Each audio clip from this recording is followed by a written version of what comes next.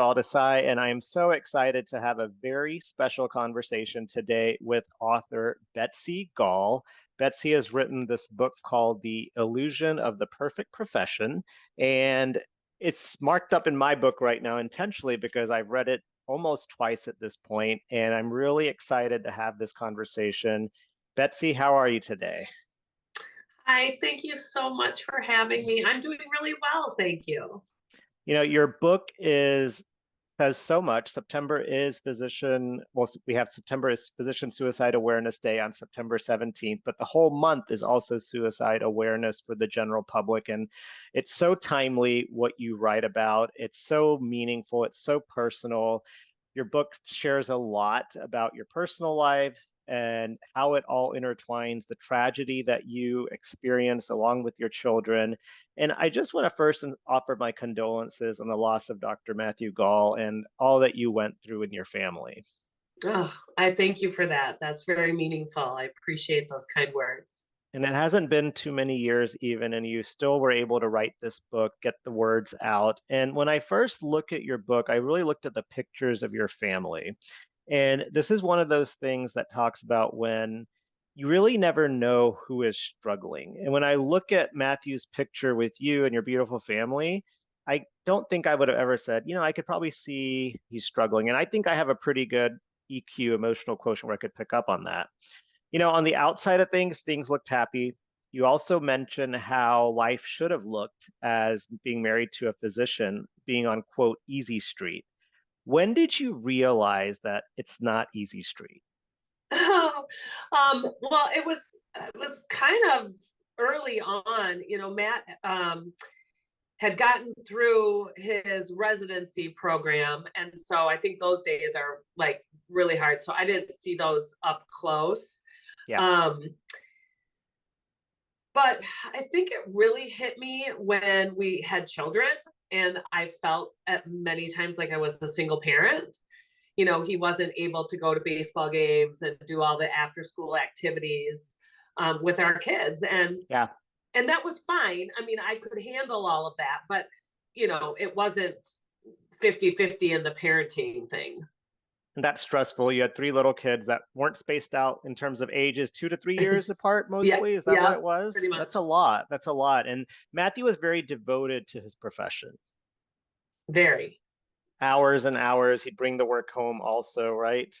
Yeah. And I think you probably get this a lot too. Being a physician, you always have your friends or your family or somebody that knows somebody that has a problem. And everybody knows somebody, unfortunately, with cancer. So even after work or after being on call, those calls or texts would come in from friends and wanting advice. And I think it just, you never get to really turn it off a hundred You never get to percent. turn it off. Yep. I think you hit the bullseye there. And my kids, only being 8 and 4, notice it and says, "Daddy, again, you have another call or text. Where are you?" Did your children ever notice that and say anything to Matthew along the way?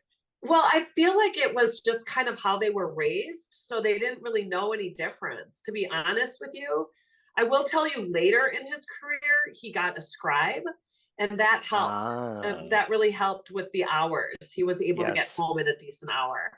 That's good. So there was some support for that. And now, in Yeah, this day and age, we have AI scribes on our phones that can listen and document. So I'm cautiously hopeful that things are still getting better. That's just a small band-aid on the bigger problem, as we both know, right?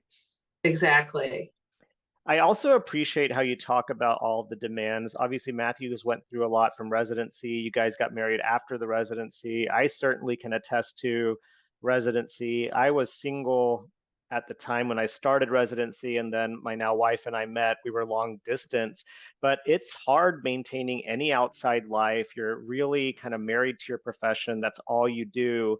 And then when you become an attending, you almost think, well, okay, now I'm an attending. Life is going to be so much better, but it's almost like you reset, and it takes years. It took me years to really feel that confidence as an attending. And what that means is just more energy, emotional and physical, that you put into the work. How did all of that play out for Matthew, Dr. Gall? And when did you start noticing, saying, you know what, I think something's not right here? Well, I think what happened was, the pressures were always there, but I would say probably, he practiced in Minnesota for 16 years.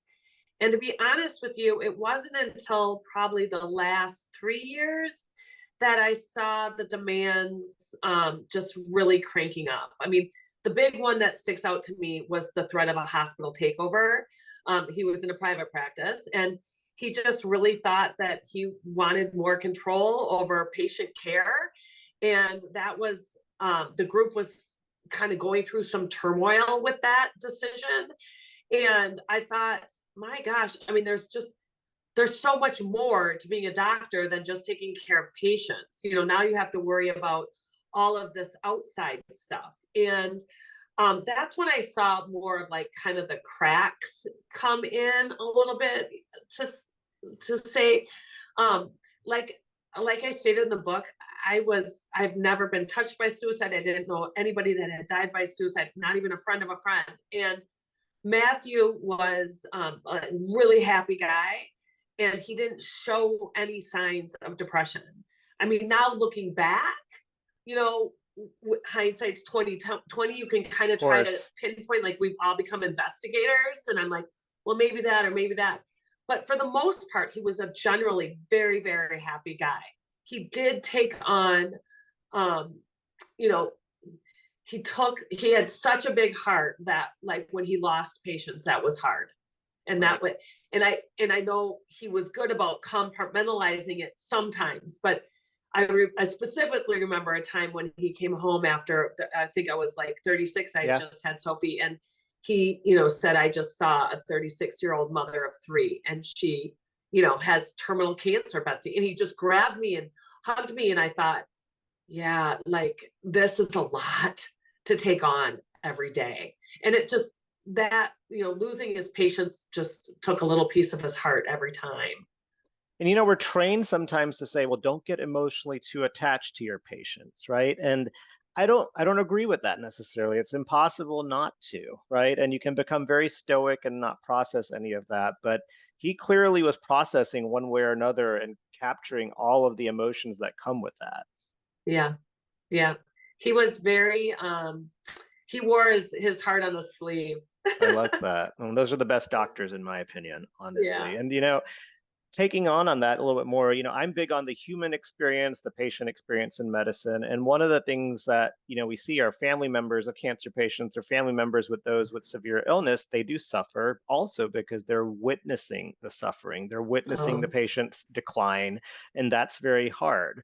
It's that witness of suffering that's been hard for me. I lost my dad earlier this year, and I'd love to talk a little bit more about grief with that in a little bit. But you talked about how Matthew struggled with witnessing the death, wanting to save everybody. I'm mhm. curious, as his years in practice progressed, did that feeling of attachment to his patients and taking it so much to his heart, wearing it on his sleeve, did that change at all, especially when he transitioned from Minnesota to North Carolina, or was it pretty consistent?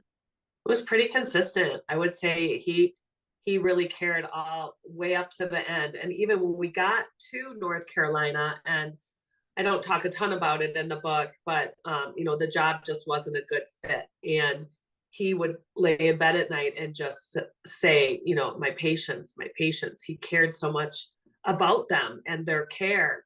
So he never really changed. And I do hear stories of how over time, you kind of grow immune to that, right? I Yeah. mean, you're exposed to it all the time. And um, I will say that he never did. He never did. Yeah. For me, it's more that I don't think I've grown accustomed to it too. And I will say, even with all the EMR, AI, all of that now, it takes me a little longer to get through my days with patients. The system is so complex, patients get lost through the cracks. And if we're really doing this right, and it certainly sounds like Matthew was that doctor that wanted to cross his T's, dot his I's, and do it right, it takes time. It takes a lot out of you. Either you're all in where you're not. And I don't think most doctors can function in the system where you can't be all in. It's just not how we're wired. Right. I, And I that's one of the totally problems. agree. And Matt would talk about the clicks that he had to do to just to get through his day. And I kind of didn't understand it. And then, when he would explain it to me, I'm like, yeah, I mean, there's just so much to Yeah, do in a single day, and so much pressure so much to pressure. be right all the And with that pressure, we mentioned that, over time, as he moved to North Carolina, all of that was kind of culminating, coming to a head. And it's no secret as to what happens in this book. When we read this book going into it, we know what's going to happen. What I really like is you jump right into it. And you also talk through the journey. And a good part of the book is also talking about life after Matthew passed. One thing I do want to know and clarify, when he was recognizing and when you were recognizing, okay, something's not right, we need help, there is mental health issues going on, mood disorder. He was prescribed medications, and that was clear to me. Can you clarify, did he ever take the medications? time. Well, he was only, we had a friend in Minnesota who was a Okay. physician who prescribed some Ambien for him so that he could actually sleep, because he completely stopped sleeping. He went from a solid 8 hours a night to like maybe 3, and it was just so unlike him. So our good friend Dr. Foley did prescribe some Ambien for him, and he did not want to take that at all. And then you're right, at the very, very end, he did get an antidepressant, and that was the strangest thing. He did not want to take that because he said I could lose my medical license if anybody ever finds out. And I remember him having the medicine. I said, you need to take it. And he took it.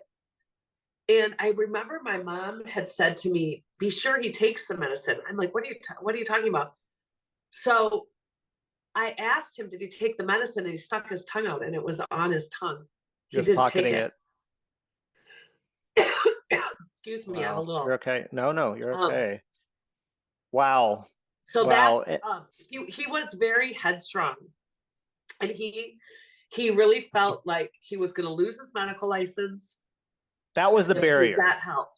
Do you think that was the big barrier to taking it? Like a big part of it is that the licensure issue and the impact on his profession? 100%. 100%.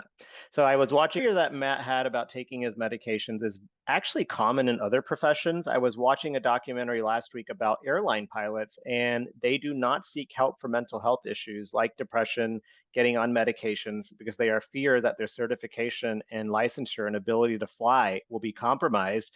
And there's a pilot who had essentially a psychotic breakdown when he was in the jump seat last year in October on an Alaska Airlines flight, and he was sitting in the jump seat as he was traveling back home. Long story short, he had a major mental health issue, major breakdown, and the plane nearly could have had a catastrophic ending as he was trying to shut down the engines in that acute phase. And he knew something was wrong. And he obviously is going through all the charges and all of that right now. And it's very sad, but he's also making this a message that pilots go through this. And one FAA doctor says, do you want a depressed pilot or do you want a pilot who's depressed, who's on medications? And I think the answer is we all want the latter. And I saw such a parallel into our world as physicians also, because, physicians have been called the pilot, the captain, so to speak, of your health. They're the ones driving the plane towards the next step. And hearing that 100% reason of Matt's barrier to take this was professional ramifications, that's still so heartbreaking, but it's still so common among so many. It's crazy, I think. And, and I have heard that about pilots. Actually, my book editor had mentioned that. So I was aware of that. And again, would you want your doctor not sleeping for 16 hours? I mean, It's true. we have, residents that are working ungodly hours. Well, lots of doctors, and not just our residents. And it's like, do you want the doctor that has had sleep, or do you want the doctor that's, coming off a 16-hour shift? I just think, you know, you're people, you're not machines. And I think that gets lost because a doctor is made to be out to be like some superhuman person with all the answers all the time, and all of the stamina, and you just got to keep on going, keep on going, keep on going. And they're people at the end of the day, and they're doing the best job that they can. And I think, where did this get lost? Why is the medical residency training so brutal? I mean, it just It's doesn't. true. The Yeah, hours regulations have changed dramatically. And then the counter argument was, are you training less because of this? And if that's the case, we may need to extend training a year. But there's so many nuances of that. But personal safety matters. There's physicians who are post-call residents who have had car accidents, fatal car accidents, and passed away because of their sleep deprivation. Talking about mental health and moods, my program director, one of them in residency, did tell us that depression is common among residents. And if I had to look back and look at where I was on my trajectory, I probably would have qualified for that, maybe, or kind of fit into that. I probably should have done something more, but I didn't. And I said, no, that's not me. That's not me. I'm going to keep fighting yeah, through. I have to keep going. I have to keep going. And I think that's what yeah. so many feel. Um, in the book, you journal, so you share your journaling, and your words in your journals kept me on the edge of my seat. I knew Mhm. what was going to happen. I really did. But it's for me, it's like I got to keep reading. It's I'm watching something I can't control. It's like nobody can control what's about to happen. And your journaling and the way you describe it, it's so candid, it's so real. At the time when everything was happening and right around the time of Matt's death, did you feel like you had control over anything at that point? Oh no. Oh no. I I literally feel like God wrapped his arms around me and just said, buckle up, it's gonna be a bumpy ride. And I was just listening because I'm a real estate agent. I'm not a writer. Um, and I just, it was this calling to write. And I had journaled on and off for years. And it was so strange that I found my journals from when we got engaged. I mean, I don't think I'd journaled since then. So the And is fact this that I found those, handwritten journals, or is it on the phone on notes? How are you it's doing? handwritten. Wow. Yeah. And I happened to be up, we were up at our lake house after Matt died, and I was going through a big box. And that's where I found like the pictures of him and his residency and his medical jacket. And then I found a piece of paper that I had handwritten, documented everything about our engagement night, because I would not have remembered those details. And so for me, that was God putting everything in place at the right time. But as far as control, I had no control. And you knew I that at had the no time. You have control no over control. anything. You felt that too. Oh, Was it something you were trying to control, or you had, I mean, I just can't imagine what you were feeling in those moments. Like it's everything's out of whack, everything's out of control. I got to do something here. And I felt you were trying. You tried so hard. You tried so, I so hard. yeah, I did. I tried so, so hard and he wouldn't listen to me. So that was very frustrating, really, really maddening. And on the flip side, we had just moved to a new town. I know zero people here, zero. And I have three teenagers, one of whom was a senior, which is not easy. And he isn't easy as a human being. I love him dearly, but he is my one. And so I was like, I was dealing with school and him and my other two kids and trying to hide Matt's depression from like our neighbors because we were new to town. And Sure. what was it going to say? Oh, hi, we're new to town. My husband's depressed. I mean, it was like, and the fact that he had never struggled with depression. So I was even trying to wrap my brain around like, what has happened? Like, I look back at my journals and I think I wrote it, but at the time, I kind of didn't even believe it because it was Matt Gall. And he was the strongest person I ever knew. He told my son that suicide was for cowards, don't use depression as a crutch, all of these things where, he was this tough guy he was kind of a bull in the china shop, but got everything whatever he put his mind to, he did. And so for him to not be able to like claw his way out of it, I thought he was going to snap out of it.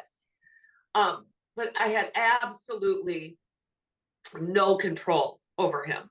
Um, and I mean, really, do we ever have any control over anybody? No, we No, but don't. We don't. We I don't. mean, But I think for our loved ones, we have this earning to try to control. As a parent, you're like, I'm trying to have my finger on right. everything. And you just feel like you don't. And as a reader, as I entered your life in that moment, I felt that with you. I really Yeah. did. And it was very impactful. It really was. And I think you make a good point. Matt never lost. He was a winner. Doctors are Yeah. typically top of the class, type A. They don't take no for an answer, and they don't like being wrong. That's me. That's how we're trained. 100%. That was Matt. I think we're all like that. In the journaling, what I really love, and I didn't recognize how much I love, is two things. I am grateful how you shared it, but really the big things are the gratitude. How every day, whatever you were writing, even the simplest, most mundane thing, you wrote what you're grateful for. And you Yeah. brought faith into this. And you and I are different faiths, but I'm a Hindu, but it renewed my faith in a way reading this, saying, the relationship you have with your faith and God was really important to get through this. I mean, you needed that, you valued that, and that really helped carry you. And you don't have to be a Christian to really believe that either. It could be whatever faith you believe in. But the way you write that, it's in a way that welcomes you into that faith and kind of renews me. And I really felt that. And I don't know if that was your intent when you wrote this, or was it just sharing openly? But I want you to know that that was a byproduct for me, definitely. Well, I love that, and thank you for sharing that. I did feel called to write about my faith. I wrote, I think, a little bit in the book. I haven't read the book, and so it's been a while, but about how I lost my boyfriend at 21 years old, and my mom and I were standing over his gravesite, and she looked at me and said, "You only have two things in this life: yourself and your faith." And that was a real pivotal time in my life, because you're 21, you're young, you think nothing bad's ever going to happen to you, and here my whole world had just been crushed, and that stuck with me throughout the rest of my life. And I tell my kids that all the time. you know there's no place, there's no city, there's no amount of money, there's no other person that's going to make you happy. You have to get that happiness from within. And I get that from my faith. So when things were so dark and so awful with Matt, I mean, that's just where I turned. I mean, it was all that I had to cling on to, and it really got me through. And then, I have an amazing church here, and Thanksgiving morning. I mean, it was Thanksgiving, I know. and they are I here know. praying with me and my Mm, kids on the worst day of our lives. I mean, that was impactful. That was very. amazing, and that's really what carried me through, and still carries me through to this day, Yeah. because I just don't really believe in coincidences. I believe, that there is a master plan. And I think we have no control. We can control, what food we put in our mouth and how much exercise we get out and get. But we really, we can't control if we're going to get hit by a bus walking across the street. So it just, you got to just kind of try to give that up. And I think with as much life experience as I've had now, at 54 years old, I just get it more. So, And I think it's valuable lessons to all of us. I just love that. And it's really, I always had faith, but it's one of those things that, day to day, how does your faith interact with your daily life? And there is a place for it. And when we get busy with life, work, kids, and all, do we really recognize what that's doing? And I'm with you. I don't believe that everything's just a coincidence. I do think there is a master plan, because there's just some things that have happened in my life too that I feel like there's no way otherwise this would have happened. right, There's just no way. right. And then the gratitude. Did you always practice the gratitude list? Is that a lifelong habit, or was it going through this experience and said, okay, I need something positive in my life? My parents are very grateful people. They've been wonderful, wonderful role models to me. So I feel very blessed. But I started reading, it's a book called Simple Abundance. It was back in the 90s. This woman wrote this book, and it was kind of on gratitude. That was one of her 6 pieces that she wrote about. And it was then that I really started realizing how important it is to be grateful. And I was just telling my son actually this morning, even, it's really hard to have negative thoughts when you're grateful about something. So even if, you're looking at the blue sky, or, Yeah. just the green grass, I mean, Yeah. it's so incredible to me. All of nature and everything. And when you just start really thinking about it, it's really hard to be negative. And Yeah. I also I tell my kids too, when you're feeling really low and down, sometimes you just need to think everything that I need for today I have. So I have it today. And you don't need to think about take on all of the other, stresses in the world, worries that we all kind of tend to take on sometimes. But I think That is so gratitude for wise. me, That is so wise. well, gratitude is really life changing when you can start. I mean, I mean, I'm over the top with it. I'm like, we were, backed up in traffic the other day, and getting late to an appointment, and it was like we come down the road and there had been an accident. And I was like, well, listen, if we had been on time, that could have been us in the accident. I mean, listen, you got to let life play out as it is and be grateful for every breath. And when you've been through a tragedy like I have and my kids have, I think you just naturally are more grateful for the simple things, Yeah. and Yeah. you Yeah. appreciate that. Yeah. Yeah. I think that's great. And believe it or not, after reading your book, I'm not doing this daily. I'm working on myself, but there's been a few mornings I've woken up before I get out of bed. I'm like, I know it's going to be the crazy day, X, Y, and Z going on. Here's what I'm grateful for, and I'm not journaling it, but I'm actually recognizing it. And I think it's true. What you said was so poignant, that I have everything I need to get through today, because we Right. get so overwhelmed with the next step and the next step, and busy doctor lives. We're just thinking about the next thing and the next thing, career development too. And why can't being a doctor, why is that's not enough? Why do you want to be a leader? Why do you want this? Why are you doing this? It's just, you It's keep a going. And lot. sometimes you have to ask yourselves, with suicide, one thing I've learned is, in medical school and all along, we always said patient committed suicide. I have officially gone away from using that expression, commit suicide. That is not the right No. expression. Died from suicide, passed away from suicide. Did you ever find, when after Matt passed, that did you say commit suicide? Did you ever, or is that You something you know, work to change? well, kind of early on, I think you and I had talked briefly about it. I am friends with Dr. Jennifer Ashton, and in her Yes. in her book, Life After Suicide, Yes. she talks about that. And I have to say that was a really big learning lesson for me, because Matt didn't have any more control over his depression than his cancer patients had over their cancer.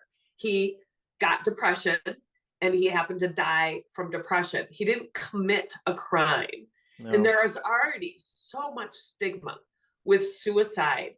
And I'll never forget the morning of, when the pastors are here praying with us. I looked out the window and I thought, oh my gosh, what are my neighbors going to think of me? We just moved here. What are they going to think? There's this shameful feeling. I didn't do anything wrong. My kids didn't do No. anything wrong.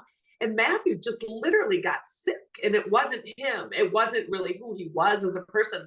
So removing committed out of my vocabulary has been super easy. But it did take me reading it in print and really thinking it Yeah. through to Yeah. make it stick. Yeah. And I Definitely. have to say, I do correct people when I'm glad I, you do. my preacher's daughter died by suicide, and he wrote a book too many years ago. And he's a new preacher. He, anyway, he gave me his book, and I read it, and we were at breakfast, and he said something about his daughter committing suicide, and I said, preach, we don't use that word committing anymore. And he looked at me. He's a little bit older, and I explained it, and he said, you know what, Betsy, that's a really good point. I mean, we have so many words now that we can and cannot use, right? I mean, It's and true. We want to be politically I'm correct. I always like, get it. I I get don't it. want I to get it. offend anybody. I don't know if I'm saying the right No. thing, but that's an easy one. Very. I heard a physician say commit suicide yesterday, and I was on a group Zoom, and I wanted to correct them so bad, but it was one of those things I need to have an offline conversation with them. But it's true, and I've learned not to use that, and I'll keep correcting people too. I think it's a very important correction to make, and it's very meaningful. And I have to mention one fact about at the end, when you really talk about healthcare workers, physicians, and kind of give the high yield points.